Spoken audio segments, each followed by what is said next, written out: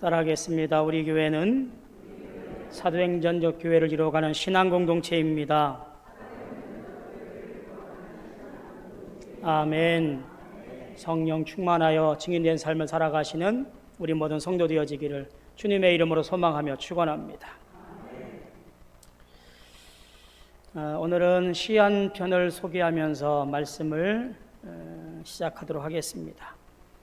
함석헌 선생님의 그 사람을 그대는 가졌는가 라는 시입니다. 말리길 나서는 날 처자를 맡기고 맘 놓고 갈 만한 사람, 그 사람을 그대는 가졌는가? 온 세상 다 나를 버려 마음이 외로울 때에도 너뿐이야 하고 믿어주는 그 사람을 그대는 가졌는가? 탔던 배 꺼지는 시간 구명대 서로 사양하며 너만은 제발 살아다오 할 그 사람을 그대는 가졌는가? 불의의 사형장에서 다 죽여도 너의 세상빛을 위해 저 사람만은 살려두거라 일러줄 그 사람을 그대는 가졌는가? 온 세상의 찬송보다도 아니요 하며 가만히 머리 흔들 그 한 얼굴에 알뜰한 유혹을 물리치게 할 그 사람을 그대는 가졌는가? 함석헌 선생님의 바라고 있는 그 사람, 혹시 여러분은 그 사람을 가지고 계신가요? 맡길 만한 어떤 그 사람, 믿을 만한 그 사람, 내게 생명을 내어줄 만한 어떤 한 사람, 내 수고와 내 무고를 알아줄 한 사람, 유혹에서 내게 큰 가르침을 줄 한 사람. 저도 가만히 생각해 보니까 그런 사람이 없더라고요. 세상이 아무리 부하고 아무리 지혜롭고 아무리 성공한 것 같아도 내게 이 땅에서 그러한 사람 없는 것이 우리의 인생입니다. 참 만만치 않지요. 세상 살아가는 것이 참 어려움입니다. 믿는 사람이거나 안 믿는 사람이거나 아마 이 똑같은 상황입니다. 예수를 믿는다고 세상에서 어려움이 사라지거나 영생불사하거나 그런 일은 없습니다. 도대체 예수 믿는다고 하는 것이 어떤 의미를 가지고 있을까? 여전히 고통과 어려움과 수고로움이 있지만 그 한가운데서도 그 어려움을 이겨내고 고통을 견딜 만한 그 사람, 즉 예수를 만났다는 것 한 가지예요. 가만히 생각해 보니까 저도 살아오면서 어려운 때가 있었더라고요. 여러분들이 세상에 살고 있는 그 어려움에 비하면 아무것도 아니지요. 조족지열이겠습니다만 제가 목회하면서 이렇게 삶을 정리하다 보니까 그때는 정말 미칠도록 힘들었지, 이런 때가 있었던 것 같아요. 목회를 그만둘까? 다른 나라로 이민 나갈까? 이런 마음의 갈등들이 있었던 것 같아요. 그때마다 기도하면서 굴하지 않고 방황하지 않고 견딜 수 있었던 것은 단 한 가지, 내 마음속에 이런 말씀이 들려지는 거예요. 예수 십자가 바라보면서 내가 이것 때문에 실망하고 좌절할 수 있느냐? 나는 너를 위해서 십자가 모든 것을 내어놓았고 그 때문에 내가 이 땅에 왔는데 너는 고작 그것도 못 견디냐? 라고 말씀하시는 주의 음성이 들려요. 십자가 바라보면서 그 어려움을 이겨내고 또 견디었던 것 같습니다. 내 삶이 힘들고 어려울 때에 우리는 한 분, 생명이신 예수님 때문에 오늘도 살아갈 힘과 능력을 얻는 줄로 믿습니다. 하나님은 여러분을 사랑하십니다. 믿으십니까? 하나님은 여러분을 죽기까지 사랑하십니다. 이 변함없는 우리를 향하신 하나님의 놀라운 은혜를 기억하면서 믿음으로 견디시고 이기시고 승리하시는 우리 모든 성도 되어지기를 주님의 이름으로 소망하며 축복합니다. 요한복음은 우리가 알고 있는 다른 복음서들 마태, 마가, 누가복음, 우리가 공관복음서라고 그렇게 말을 합니다. 이 공관복음서와는 조금은 출발이 달라요. 예수님의 탄생이나 혹은 세례 요한의 탄생에부터 시작하는 것이 아니라 요한복음은 태초로부터 시작을 합니다. 그리고 예수 그리스도로부터 시작되는 다른 복음서와는 달리 로고스, 말씀으로부터 시작되는 것이 요한복음이에요. 사건 중심의 이야기가 복음서에 있다고 한다면 요한복음은 사건 중심이 아니라 대화 중심, 말씀 중심으로 보고 그 사건들은 이런 예수가 메시아요 라고 하는 것을 드러내 보이는 어떤 표적, 사인으로 나타내고 있는 것이 요한복음의 특징이에요. 이렇게 요한복음이 태초로부터 말씀이 계시니라 시작되는 요한복음이 나타내고 싶은 것이 한 가지가 있어요. 그것을 요한복음 20장 30절로 31절 보면 명확하게 요한복음을 기록한 기록의 목적을 이렇게 제시합니다. 예수께서 제자들 앞에서 이 책을 기록되지 아니한 다른 표적도 많이 행하셨으나 오직 이것을 기록함은 너희로 예수께서 하나님의 아들 그리스도이심을 믿게 하려 함이요 또 너희로 믿고 그 이름을 힘입어 생명을 얻게 하려 함이니라. 요한복음의 1장 1절부터 마지막 절까지의 모든 것은 예수 그리스도가 생명이심을 드러내는 말씀이었고 이 생명을 믿음으로 말미암아 오늘 우리에게 그 생명의 삶을 받아 누리기를 원하는 것, 이것이 바로 요한복음의 가장 중요한 기록의 목적이고 복음서의 내용이라는 이야기예요. 그래서 요한복음을 가리켜서 생명의 책이라 말하고 있고 요한복음의 기독론을 가리켜서 생명의 기독론이라고 말합니다. 오늘 여러분에게 요한복음의 말씀을 통하여 귀한 생명에 넘치는 축복이 있기를 주의 이름으로 축복합니다.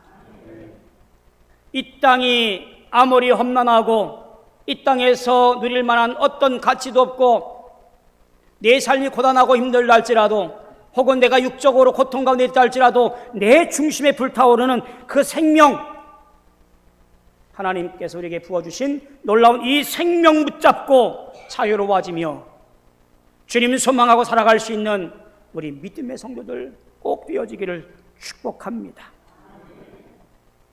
오늘 말씀 요한복음 3장 16절 이하의 말씀을 보려면 1절부터 좀 함께 보면 좀 수월할 것 같아요. 물론 앞에 나와 있는 니고데모의 이야기와 3장 16절 말씀 이하의 말씀과는 연계된 거냐 아닌 거냐라고 하는 의견들은 아직 분분합니다.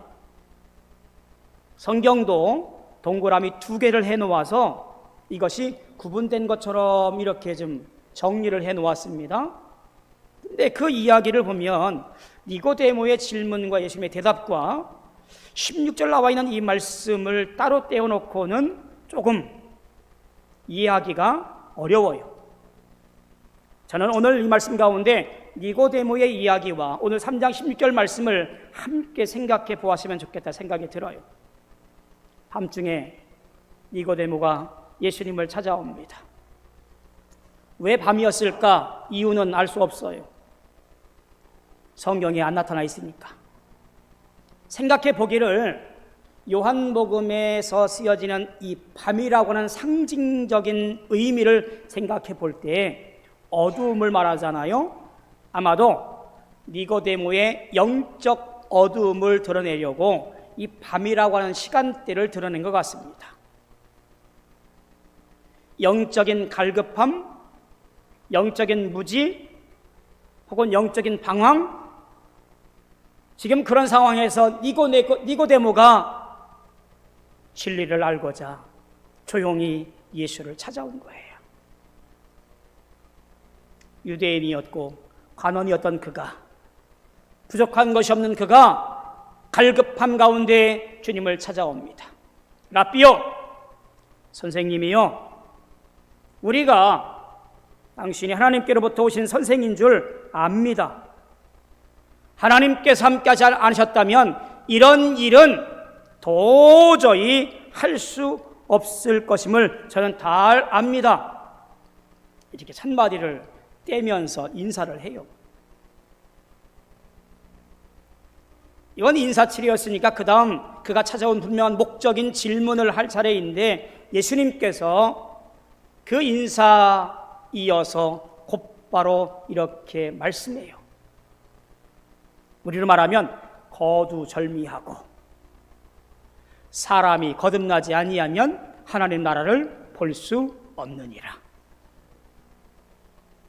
지금 니고데모의 질문이 없는데 예수님께서 사람이 거듭나는 문제에 대해서 이야기하고 있는 거예요.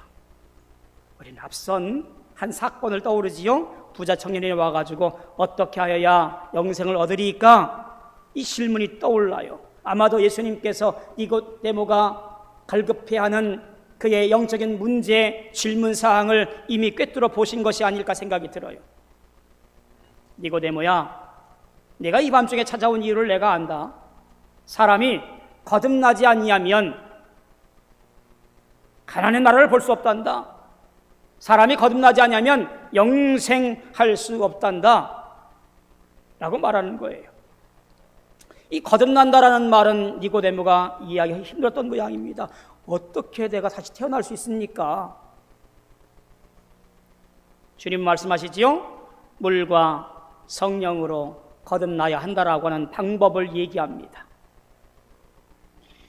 물과 성령이 갖고 있는 특징들이 있습니다. 이 물이라고 하는 것은 구약으로부터 시작되어지는 기본적인 성격이지요. 어떤 부정적인 것으로부터 정결케 해주는 죄 사함의 의미가 이 물에 담겨져 있습니다. 하나님의 활동을 상징하는 거예요. 영은 하나님의 전적으로 따르게 해주시는 마음의 변화를 의미하는 원동력, 이것이 성령이에요. 즉 새롭게 태어난다라는 이 말은 두 개의 별개의 사건이 아니라 하나의 사건을 두 측면에서 바라보고 있는 것이 바로 물과 성령으로 거듭나야 된다는 말이, 결국 이 사건이 지시하고 있는 것은 하나님께서 아들을 세상에 보내시는 사건과 하늘에서 이루어지는 것을 지칭하는 것으로 보는 것이 마땅하고 타당합니다.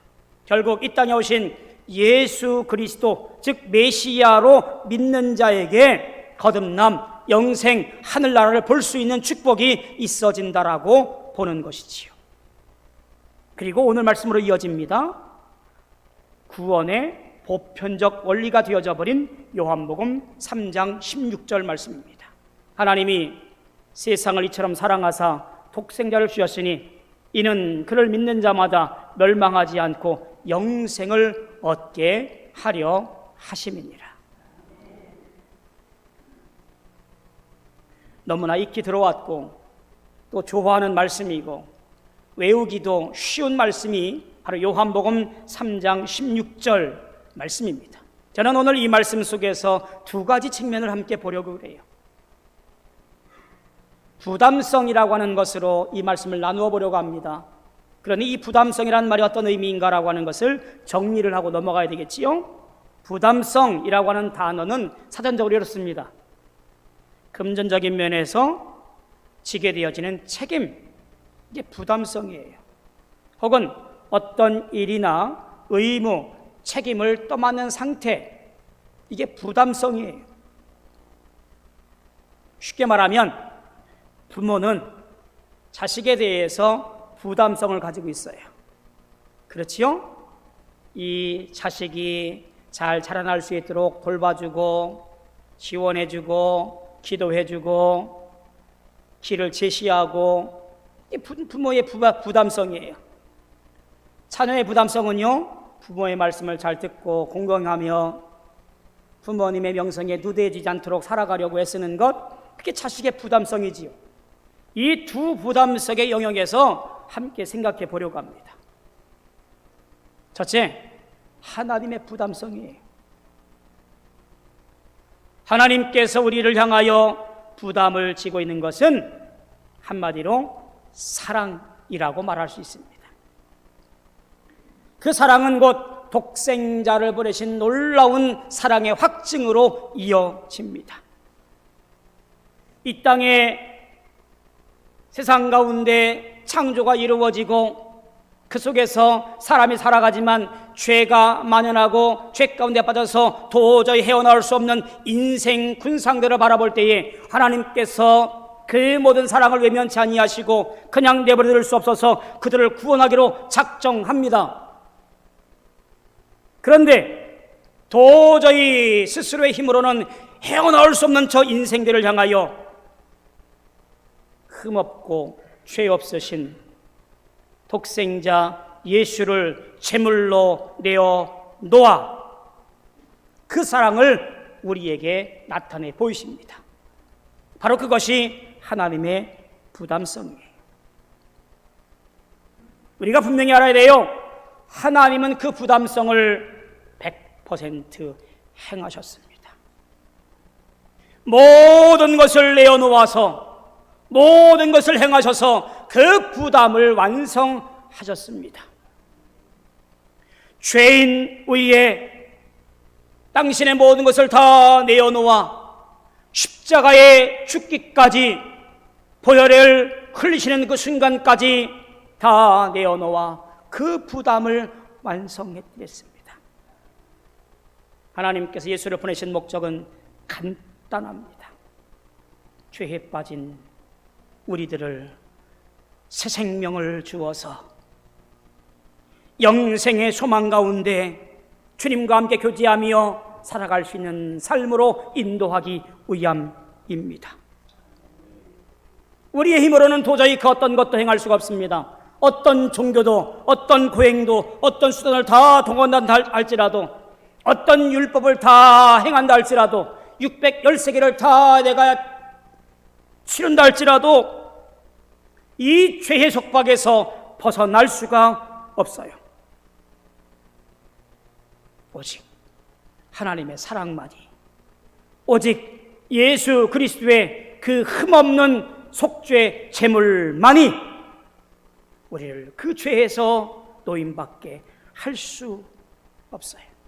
하나님이 이 사실을 아셨기에 하나님께서 지셔야 할 그 모든 부담을 다 내어놓아 예수를 이 땅에 보내주시고 이 일을 계획하여서 우리로 하여금 죄에서 노임받게 그 길을 만들어 놓았습니다. 우리를 향하신 하나님의 신실한 사랑, 그것이 바로 예수 그리스도이고 예수 그리스도가 우리 모두에게 희망인 겁니다. 기필코 독생자 이 땅에 두셔서 대속 제물로 내어놓으셨던 이 부담을 하나님은 오래전에 이루어 내셨어요. 우리의 부담이 남아있지요. 두 번째, 우리의 부담성은 무엇일까요? 믿음이에요. 신앙의 신비인 구원, 하나님의 부담이 있고요, 우리의 부담이 있어요. 구원의 완성은요, 하나님의 절대적인 은총 100%, 우리가 해야 할 하나님 앞에서의 책임 100%, 그래서 완전한 구원을 이루어가는 거예요. 산수를 잘 하셔야 돼요. 하나님의 절대적인 은혜와 은총 100%, 내가 해야 할 하나님 앞에서의 모든 책임 100%, 그것이 100%를 이루어가는 거예요.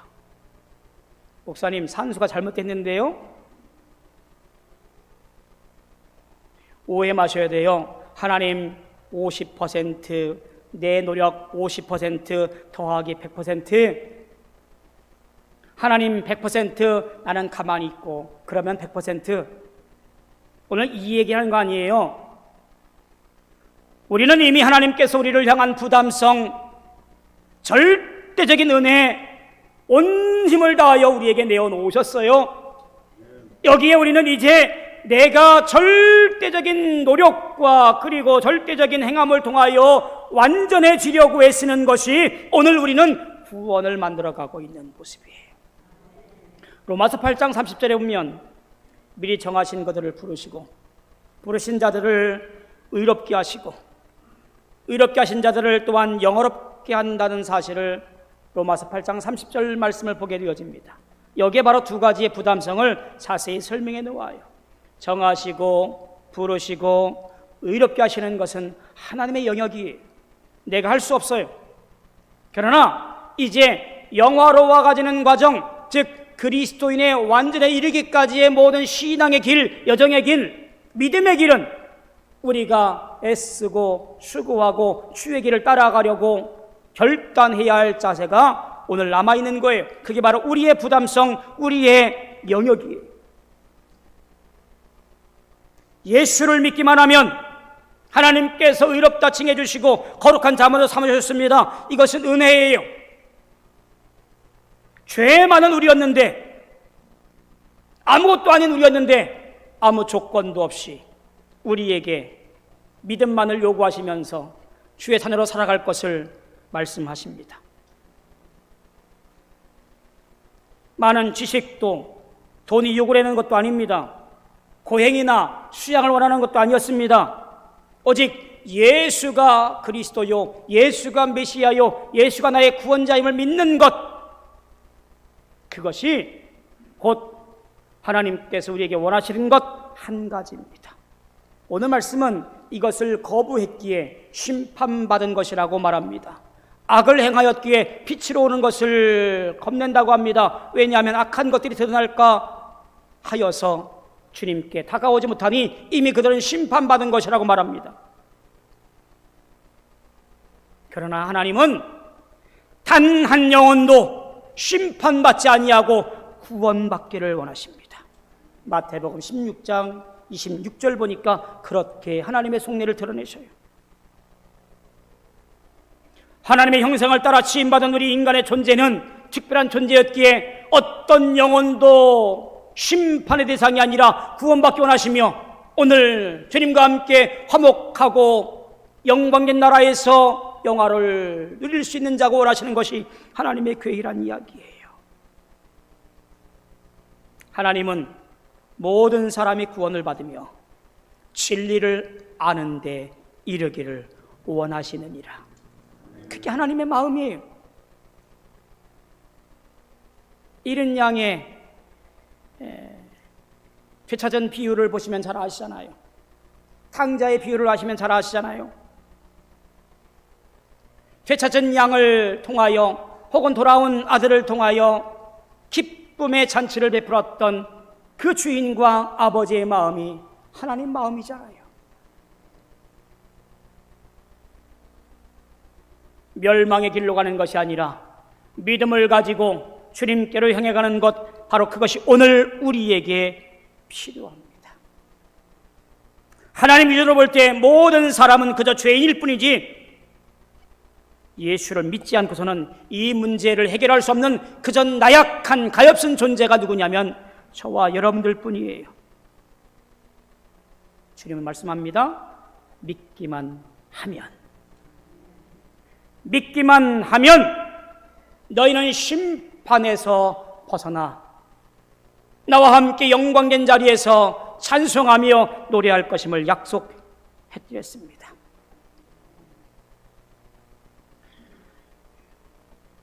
많은 사람들이 이 문제를 해결해 보려고 애쓰고 노력합니다.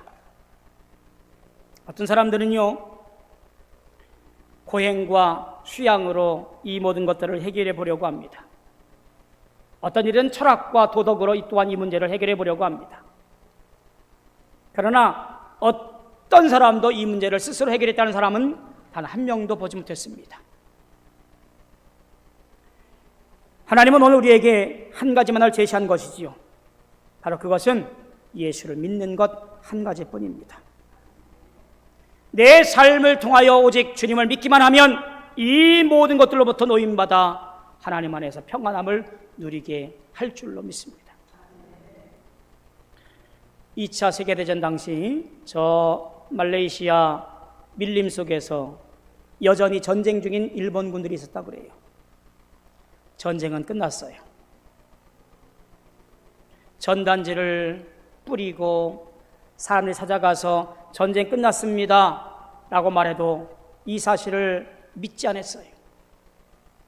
그런 긴장 속에서 보초를 쓰고 총을 들고 24시간 긴장 속에서 이쪽 마른 모습으로 지내고 있었다고 그래요. 늘 긴장하고 불안하고 걱정 근심 속에서 그 밀림 한가운데서 여전히 보초를 서고 있는 그 일본군들, 믿기만 하면 전쟁이 끝나고 불안이 끝나는데 믿을 수 없어서 여전히 긴장 가운데는 그들은 참 불쌍한 사람들이었던 거지요. 오늘 똑같습니다. 하나님께서 당신의 부담을 완성하셔서 이 땅에 대속제물로 예수를 보내신 순간 이제 우리는 우리의 부담성 예수를 믿기만 하면 이 모든 것 가운데 평안하여지며 자유로워질 텐데 우리의 믿음은 순간순간마다 변하여지고 순간순간마다 상황이 달라져서 우리의 믿음이 영원하지 못하고 늘 들쑥날쑥할 때가 얼마나 많은지 알 수가 없어요. 사랑하는 성도 여러분, 믿음으로 승리합시다. 어떠한 상황이 있다 할지라도 어떠한 공경이 있다 할지라도 믿음으로 이겨냅시다. 이것이 우리의 부담성이에요. 하나님의 부담성 사랑, 우리의 부담성 믿음.